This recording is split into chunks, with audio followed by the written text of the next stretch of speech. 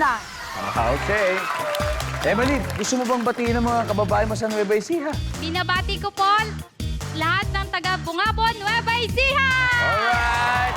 Maria naman, 11 years ka nang nasa DSWD. Yes, 11 years. As in, pagkalabas mo sa pag-aaral, diretso ka na doon. Yes, pag-graduate ko ng college, nag-apply na agad ako sa DSWD. I started sa pinakamababang posisyon.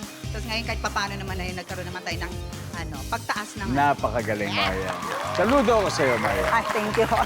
Good luck. Ito ng tanong. Top 6 answers are on the board. Name something na umuurong.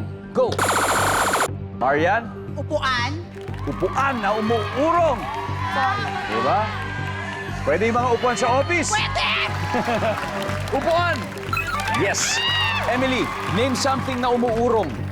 Higaan. Higaan. Nandyan ba ang higaan? Wala. Okay, pass or play, Marian? Play! Let's go, Pantawid Pamilya. For round 2, Abby.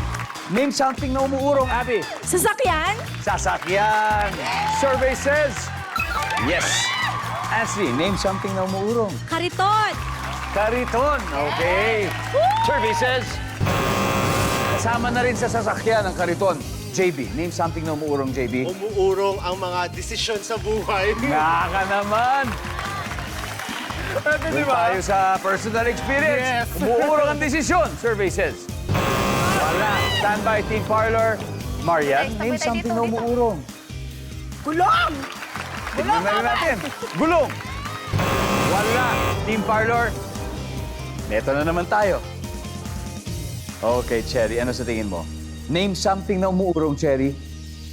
Tao. Tao. Meron. Something na umuurong.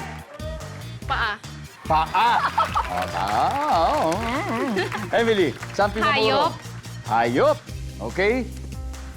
Iba-iba yung binigay ng mga teammates mo pero isang tamang sagot lang ang kailangan natin. May 4 pa tayo rito. Name something na umuurong, Jane. Tao po.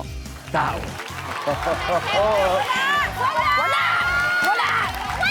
Tignan natin kung pasok yan sa ating survey. Ang sagot nila ay tao. Survey says, wala.